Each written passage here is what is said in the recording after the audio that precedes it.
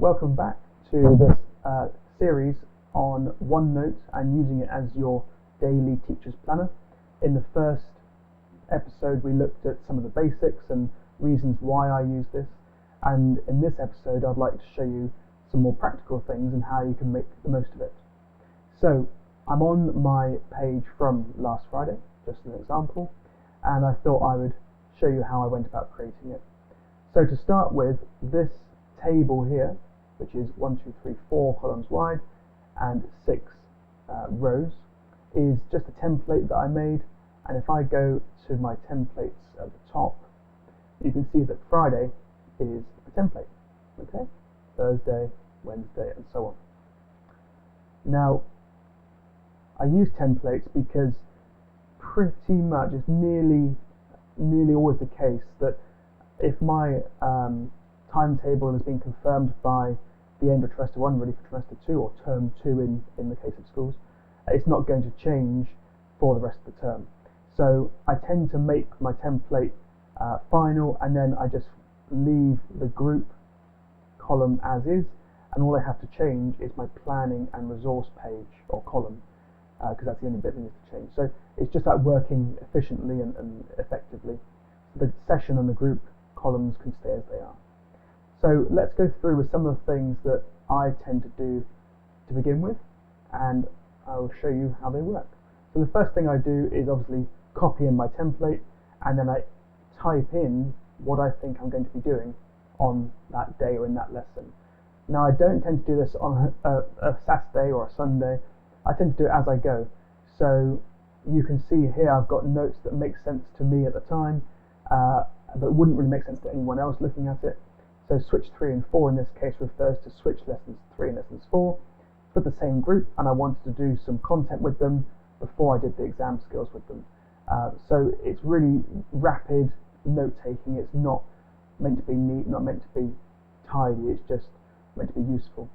I also type in the identifier for the PowerPoint I want to present, which in this case is 1.2, and we'll be discussing pay-per-click advertising, which links to this link here.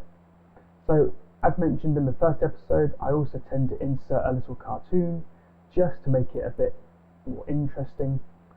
So I click on the insert button, stickers, scroll to a cartoon that I would like, let's say this one, and there we go. Now some of these you can customize, so you can change the text. This one you can't, and it serves no purpose. It's just to make it a little bit more fun and enjoyable.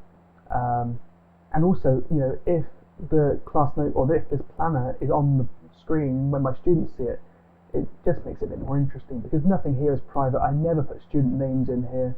It's only ever my notes for what I think I'm going to be delivering. It's never anything confidential, for that very reason, because I will go back into this planner during the lesson and click on my various links or resources, and sometimes there can be 5 or 6 different links for that lesson in the resources column. So I make sure it's always appropriate, and I make sure it's fun as well. So once again, insert stickers, and then you've got loads. They serve no real purpose for me, but they are just a bit of fun. So I tend to use the high five one quite a lot, because you can change the text. Great work, you know, anything at all. It's just a bit of colour and something a bit fun. So the other thing I wanted to show you is the resources you can insert. Now this page, just like any other class notebook page, but if you're not familiar with class notebook or OneNote, then you may not know. So I can insert a video. I can go to, let's say, youtube.com, and I might be teaching online advertising. Let's say this one, for example, just a quick link. I copy the link, and I can then go to the resource column and to the lesson I want to paste it in, and I just paste, and it's embedded.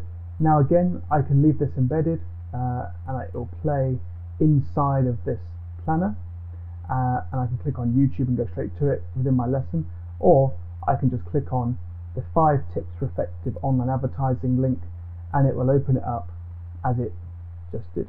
Okay, so it's all about speed and efficiency.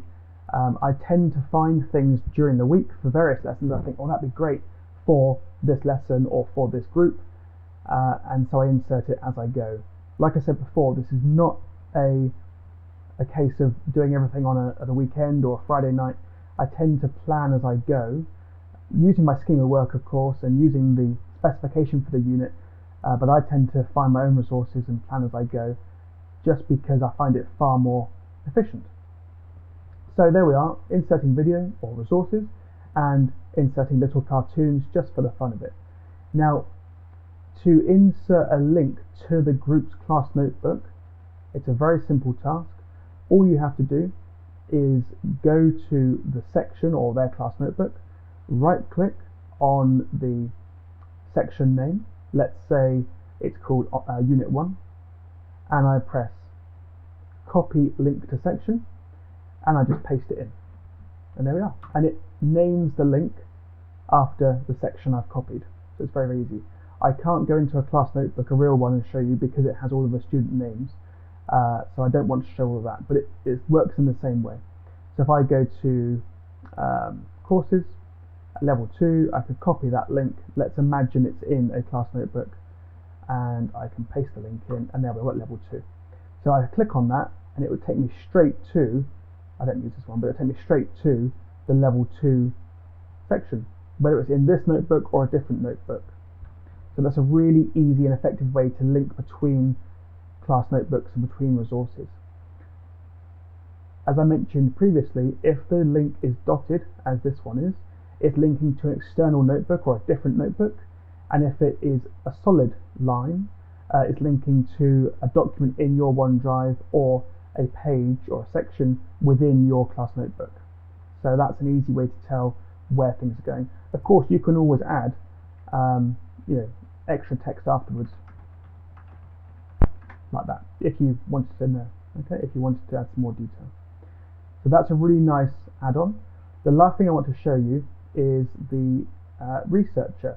So in this resource here, I started them off in lesson 1 with a definition for online advertising. So I could click on researcher and I can search for online advertising.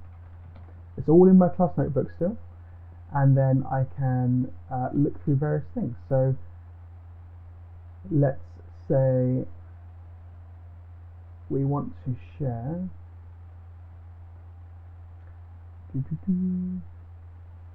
how much should I charge from advertising, or top advertising and marketing companies, or advertising codes by the advertising authority. So I can press plus on that, and I've got a resource ready to go. If I want to share the Google Online Marketing Challenge by Google Ads, I can press plus and it's ready to go.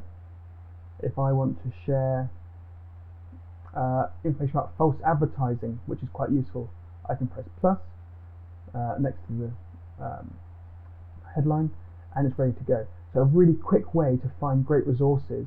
Obviously I'd read through them before the lesson, but it's a great way to find easy resources, and that's much more effective and much quicker than going out to your browser, going to a search engine, finding the link, typing the headline and pasting the link in there. This is just a really nice way to do it. So hopefully that has helped, just some quick tips, and hopefully it's encouraged you to give a digital teacher's planner a go, because as you can see from the advantages here, I really wouldn't switch back. It really is my go-to every single lesson. Thank you for listening, and if you have any questions, please do get in touch. My contact details are on the end title screen of this video. Thank you.